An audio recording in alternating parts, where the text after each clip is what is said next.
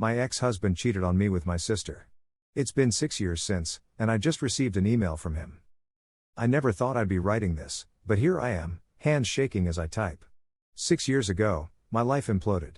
Now, just when I thought I'd finally put it all behind me, the past has come crashing back with a single email notification. But let me start from the beginning. I'm Sarah, 35F now, 29 then, and 6 years ago, I was living what I thought was my dream life. I had been married to Tom, 37M now, 31 then, for 5 years, and we had what I believed was a rock-solid relationship. We met in college, fell madly in love, and got married soon after graduation. Tom was charming, ambitious, and seemed to adore me. We both had good jobs. I was a marketing executive, and he was climbing the corporate ladder in finance. My younger sister, Rachel, 33F now, 27 then, had always been the wild child of the family. While I was the responsible, studious one, Rachel was the life of the party. She dropped out of college, floated from job to job, and had a string of toxic relationships. Despite our differences, we were close. Or so I thought. The day everything fell apart started like any other. It was a Saturday, and I had decided to surprise Tom by coming home early from a work conference. I had missed him, and I couldn't wait to see him. As I pulled into our driveway, I noticed Rachel's car parked on the street. I thought nothing of it. She often dropped by unannounced. I entered the house quietly, thinking I might catch Tom and Rachel in the middle of planning a surprise for me or something equally innocent. The sound of laughter drifted from upstairs, and my heart warmed. But as I climbed the stairs, the laughter changed to something else, sounds that made my blood run cold. I stood outside our bedroom door, my hand on the knob, praying that I was mistaken. But when I opened the door, my world shattered. There, in our bed, the bed we had picked out together when we first got married, were Tom and Rachel, tangled in each other's arms. The next few moments were a blur. There was shouting, crying, desperate explanations. Rachel jumped out of bed, wrapping herself in a sheet, tears streaming down her face as she begged me to let her explain. Tom just sat there, looking shell-shocked, as if he couldn't believe he had been caught. I remember Rachel grabbing my arm, her words coming out in a rushed, tear-filled jumble. "Sarah, please, it's not what you think. We never meant for this to happen. It was just one time, I swear." But even as she said it, I knew it was a lie. The comfortable way they had been together, the photos I now noticed on Tom's nightstand of the two of them, this wasn't a one-time thing. This was an affair. I jerked my arm away from Rachel and turned to Tom. "How long?" I demanded, my voice shaking with rage and pain. Tom couldn't even look me in the eye. "Sarah, I'm so sorry. It's been about a year." A year. They had been betraying me for a year. Every family dinner, every time Rachel had come over to hang out, every business trip Tom had taken, it had all been a lie. I didn't stay to hear more. I grabbed my keys and ran out of the house, ignoring their calls. I drove aimlessly for hours, my mind reeling, trying to process what had just happened. My husband and my sister. The two people I trusted most in the world had betrayed me in the worst possible way. When I finally returned home late that night, the house was empty. There was a note from Tom on the kitchen counter, full of apologies and pleas to talk. I ripped it up without reading past the first line. I spent that night alternating between fits of rage where I threw and broke things, and periods of numbness where I sat on the floor, staring at nothing. The next few weeks were a whirlwind of pain and legal proceedings. I filed for divorce immediately, refusing to speak to Tom except through our lawyers. Rachel tried to contact me numerous times, leaving voicemails full of tears and apologies, but I blocked her number. Our parents were devastated. They couldn't believe what Rachel had done, but in their attempts to mediate, they only made things worse. "She's still your sister," my mom would say, as if that made the betrayal any less painful. I cut contact with them too, unable to bear their misguided attempts at reconciliation. The divorce was ugly. Tom tried to paint me as cold and distant, implying that his affair was somehow my fault. But in the end, his infidelity worked in my favor, and I walked away with a settlement that set me up comfortably. As soon as the divorce was finalized, I quit my job, sold the house, and moved across the country. I needed a fresh start, away from the pitying looks and whispered gossip. I cut all ties with my old life, changed my phone number, and even considered changing my name. For the next 6 years, I focused on rebuilding my life. I threw myself into my new job, made new friends, and even started dating again, though I struggled with trust issues. I went to therapy, worked on myself, and slowly, painfully, began to heal. I heard bits and pieces about Tom and Rachel over the years, despite my best efforts to avoid any news of them. They had gotten together officially after the divorce, but it hadn't lasted. Apparently, the excitement of the affair didn't translate well to a real relationship. Last I heard, Rachel was single and had moved back in with our parents, while Tom had relocated for work. I thought I had put it all behind me. I was doing well in my career, had a small but close group of friends, and had even started a promising relationship with a kind, understanding man named David. I felt like I had finally exorcised the ghosts of my past. And then, last night, as I was getting ready for bed, my phone pinged with an email notification. The sender's name made my heart stop, Tom. I stared at my phone, my mind racing. Why was Tom emailing me after all this time? What could he possibly have to say that I would want to hear? My finger hovered over the delete button, but something stopped me. Curiosity? Masochism? I'm not sure. But I opened the email. Subject: I know I have no right, but please read this. Sarah. I know you probably want to delete this email as soon as you see my name. I wouldn't blame you if you did. What I did to you is unforgivable, and I've spent the last 6 years living with the consequences of my actions. I'm not writing to ask for forgiveness, I know I don't deserve it. I'm writing because I owe you an explanation, and an apology that's long overdue. First, I want you to know that none of what happened was your fault. You were an amazing wife, and I was too selfish and stupid to appreciate what I had. The affair with Rachel was entirely my fault. I pursued her, I manipulated her, and I lied to both of you. Rachel and I tried to make it work after you left, but it fell apart quickly. Without the thrill of secrecy, we realized we had nothing in common. She's been trying to make amends with your family, last I heard. I've been in therapy for the past 4 years, trying to understand why I did what I did. It's no excuse, but I've realized I have deep-seated issues with self-sabotage and a fear of genuine intimacy. I destroyed the best thing in my life because I was afraid of being truly happy. I'm not telling you this to win you back or to make you feel sorry for me. I'm telling you because you deserve to know that you did nothing wrong. You were perfect, and I was the one who ruined everything. I heard through mutual friends that you've built a new life for yourself. I'm genuinely happy for you, Sarah. You deserve all the happiness in the world. I know I have no right to ask anything of you, but if you're willing, I'd like to apologize to you properly, face to face. I'm going to be in your city for a work conference next month. If you're open to meeting, even just for a coffee, please let me know. If not, I understand completely. Again, I'm so sorry for everything. I hope you're doing well. Tom. I read the email 3 times, my emotions swinging wildly between anger, pain, and a strange sense of vindication. Part of me wanted to delete the email and pretend I'd never seen it. Another part wanted to write back a scathing reply, telling Tom exactly what I thought of him and his belated apology.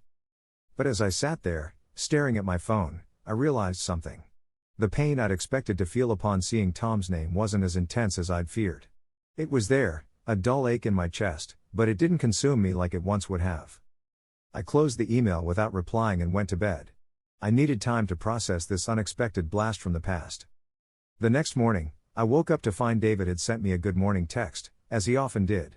Seeing his name brought a smile to my face, and I felt a wave of gratitude for the life I'd built.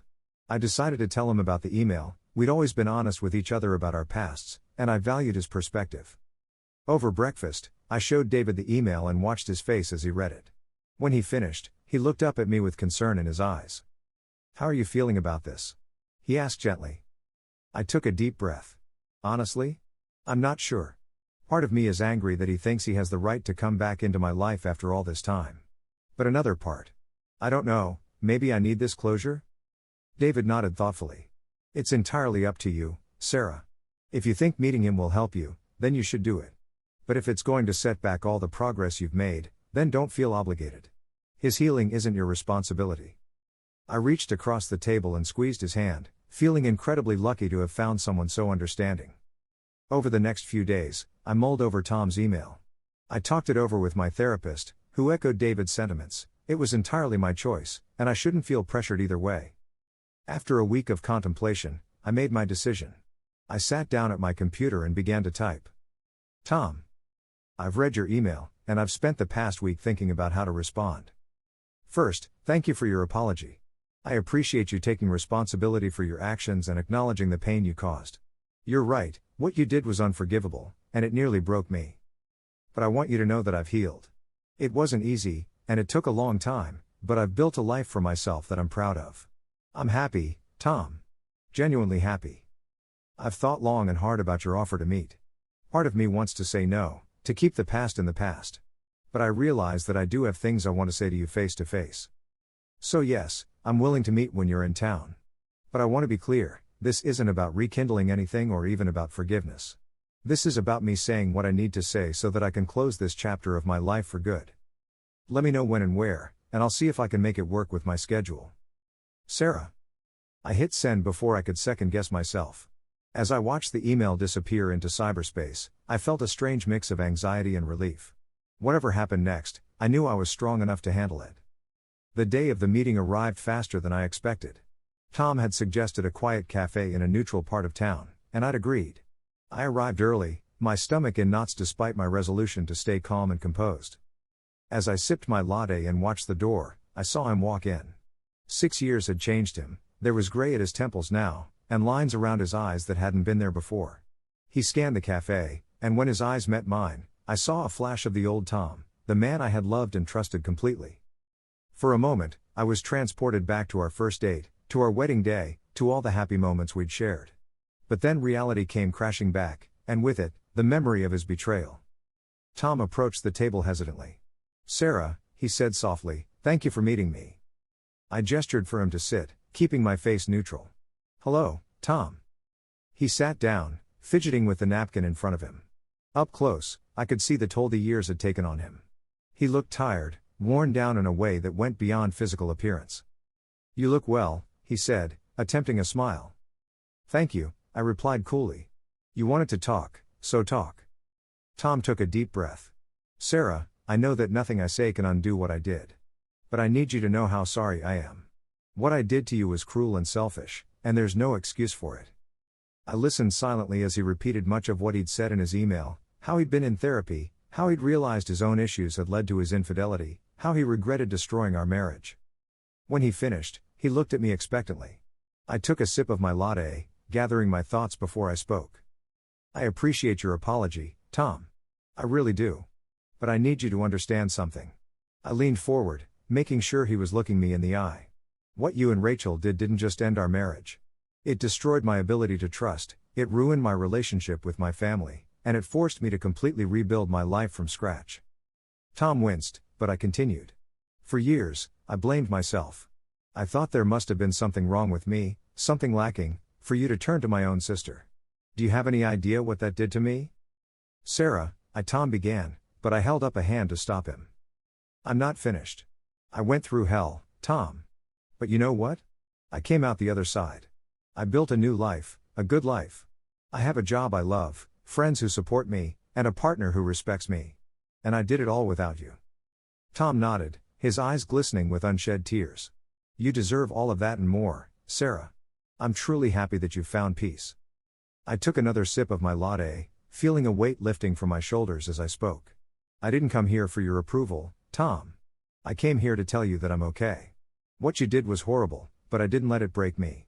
I'm stronger now than I ever was when I was with you. You always were the strongest person I knew, Tom said quietly. No, I corrected him. I became the strongest person I know. There's a difference. We sat in silence for a moment, the weight of our shared history hanging between us. Can I ask you something? Tom said finally. Have you ever been able to forgive Rachel? The question caught me off guard. I hadn't spoken to or about Rachel in years. That's not really any of your business, I said sharply. Tom held up his hands in surrender. You're right, I'm sorry. I shouldn't have asked. I sighed, realizing that this was part of the closure I needed. If you must know, no. I haven't forgiven Rachel. What she did. It was a betrayal on a whole different level. She was my sister, my best friend. I don't know if I'll ever be able to forgive that. Tom nodded solemnly. I understand. For what it's worth, she regrets it deeply. Last I heard, she was still trying to make amends with your parents. That's her journey, I said firmly. Just like this is yours, and I have my own. Tom looked at me for a long moment, a mix of regret and admiration in his eyes. You really have changed, Sarah. You seem stronger, more confident. I'm glad that you didn't let what I did define you. I allowed myself a small smile. It did define me, Tom. For a while. But then I redefined myself. We talked for a bit longer, filling in some of the gaps of the past 6 years. Tom had struggled after our divorce, losing his job and spiraling into depression before finally seeking help. He was doing better now, he said, but it was clear that the guilt of what he'd done still weighed heavily on him. As our meeting drew to a close, Tom hesitated before speaking again. Sarah, I know I have no right to ask this, but do you think you'll ever be able to forgive me? I considered his question carefully. Forgiveness is a journey, Tom. I'm not there yet, and I don't know if I ever will be.